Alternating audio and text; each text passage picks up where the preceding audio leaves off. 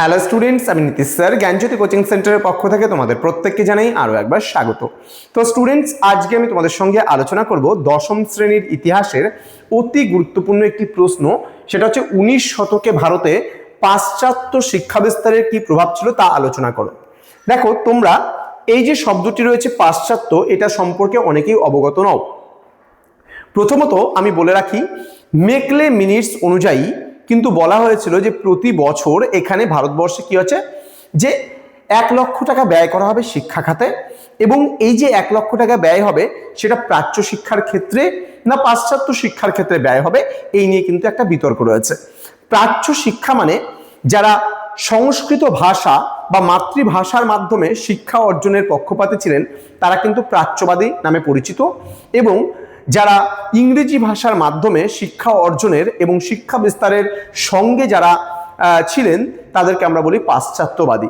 তাহলে আজকের ক্লাসটা 19 শতকে ভারতে এই যে পাশ্চাত্য বা ইংরেজি শিক্ষা বিস্তারে এর প্রভাব কি ছিল এই নিয়ে আমি বিস্তারিত আলোচনা করব কিন্তু আজকের এই ক্লাসটিতে।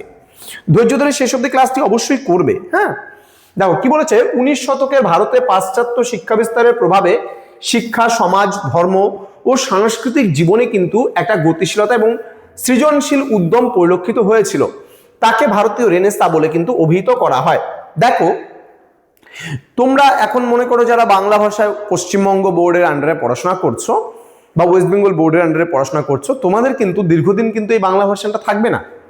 যখন তোমরা হায়ার এডুকেশনের দিকে যাবে তখন কিন্তু ধীরে ধীরে সেই শিক্ষা ব্যবস্থা কিন্তু ইংরেজিতে চলে যাবে।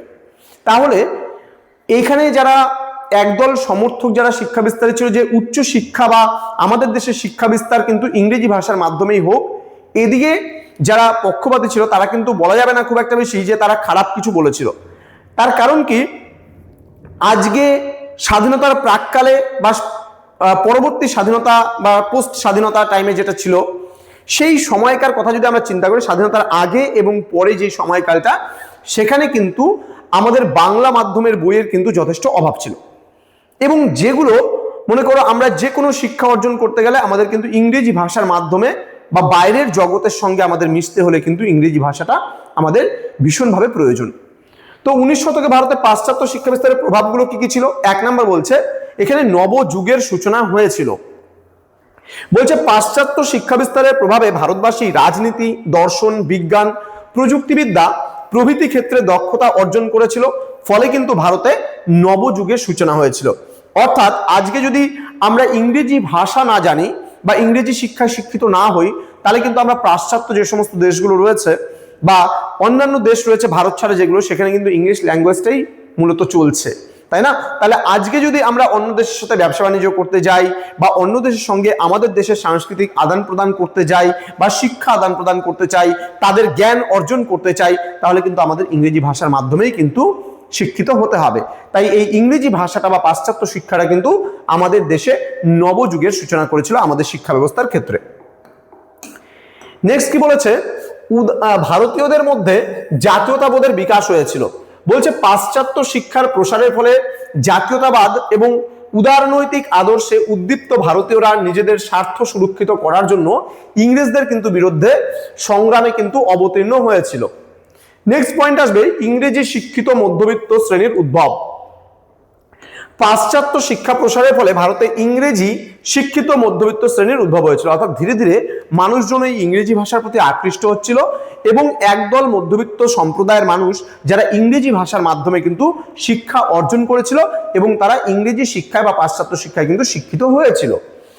ভারতীয়দের একাংশ চাকরি লাভের জন্য পাশ্চাত্য শিক্ষা গ্রহণ করেছিল, কারণ ব্রিটিশ কোম্পানির অধীনে বা ব্রিটিশ সরকারের অধীনে চাকরি করতে গেলে তোমাকে কিন্তু ইংরেজি জানাটা কিন্তু বাধ্যতামূলক। ঠিক সেই কারণে কিন্তু ভারতবর্ষের মধ্যবিত্ত সম্প্রদায় এবং বিশেষ করে যারা চাকরি ক্ষেত্রে যারা যুক্ত হওয়ার পক্ষপাতী ছিলেন তারা কিন্তু খুব তাড়াতাড়ি ইংরেজি ভাষার শিক্ষাটা কিন্তু অর্জন করেছিলেন।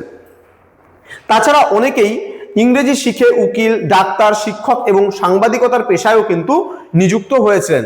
দেখো, আজকে আমি যদি বলি উকিলের কথা, ডাক্তারের কথা এবং শিক্ষক বা সাংবাদিকতার কথা, তাহলে এই সমস্ত ক্ষেত্রে কিন্তু আমরা ইংরেজি ভাষায় যদি স্বাবলম্বী না হতে পারি তবে কিন্তু এই সমস্ত ক্ষেত্রে বা এই সমস্ত প্রফেশনের দিকে কিন্তু যুক্ত হওয়াটা খুব একটা বেশি তোমাকে মানানসই হবে না। নেক্সট বলছে সমাজ সংস্কার আন্দোলন। 19 শতকে পাশ্চাত্য শিক্ষায় শিক্ষিত ভারতীয়রা চিরাচরিত অন্ধবিশ্বাস ও কুসংস্কার এর বিরুদ্ধে আন্দোলন করেছিল। রাজা রামমোহন রায়, ডিরোজিও, ঈশ্বরচন্দ্র বিদ্যাসাগর প্রমুখ মনীষীগণ ভারতীয় সমাজ থেকে কিন্তু সতীদাহ প্রথা, বাল্যবিবাহ, বহুবিবাহ, অস্পৃশ্যতা দূর করতে এবং বিধবা বিবাহ, নারী শিক্ষা প্রভৃতি প্রসারের জন্য কিন্তু আন্দোলনও তারা কিন্তু করেছিলেন। ঠিক আছে, নেক্সট কি বলছে, বিশ্বের সঙ্গে ভারতীয় সংস্কৃতির একটা মেলবন্ধন। ইংরেজি শিক্ষা লাভ করে ভারতীয়রা পাশ্চাত্যের মানবতাবাদ অর্থাৎ বিদেশি যে সমস্ত দেশগুলো রয়েছে তাদের মানবতাবাদ, জাতীয়তাবাদ, গণতন্ত্র প্রভৃতি আদর্শের সঙ্গে কিন্তু পরিচিত হওয়ার সুযোগ পেয়েছিল। আমেরিকার স্বাধীনতা যুদ্ধ, ফরাসি বিপ্লব, ইটালির ঐক্য আন্দোলন, ইউরোপীয় দার্শনিকদের আদর্শ তাদের মনে কিন্তু গভীর প্রভাব বিস্তার করতে সক্ষম হয়েছিল। নেক্সট পয়েন্ট আসবে নারী শিক্ষা। 19 শতকে ইংরেজ সরকার, খ্রিস্টান মিশনারি ও প্রগতিশীল ব্যক্তিগণ কিন্তু নারী শিক্ষা প্রসারে কিন্তু সচেষ্ট হয়েছিলেন, যে নারীদের শিক্ষাটা কি করে বিস্তার লাভ ঘটানো যায় সেই ক্ষেত্রে তারা কিন্তু মনোনিবেশ করেছিলেন।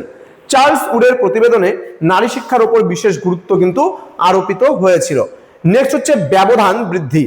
ভারতীয়দের মধ্যে মুসলিমরা ছিল পাশ্চাত্য শিক্ষা গ্রহণে অনিচ্ছুক, মানে তারা ইংরেজি ভাষার মাধ্যমে শিক্ষা অর্জন করার জন্য ইচ্ছা প্রকাশ কিন্তু করেনি। অন্যদিকে আবার হিন্দুরা কিন্তু পাশ্চাত্য শিক্ষাকে স্বাগত জানিয়েছিল। তাই ইংরেজি শিক্ষিত শ্রেণী ও ইংরেজি না জানা শ্রেণীর মধ্যে একটা ব্যবধান কিন্তু বৃদ্ধি পেয়েছিল, অর্থাৎ হিন্দু মুসলমানের মধ্যে একটা বিস্তর ফারাক সৃষ্টি হয়েছিল সেই সময়।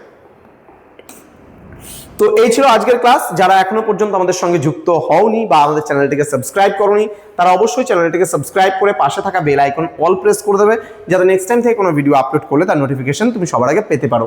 আমাদের ক্লাস যুক্ত হতে চাইলে অনলাইনে আমাদের অফিসিয়াল নাম্বারে যোগাযোগ করো।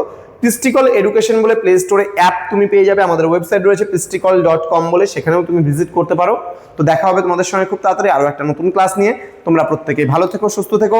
Thank you so much, thanks for watching after all, thank you.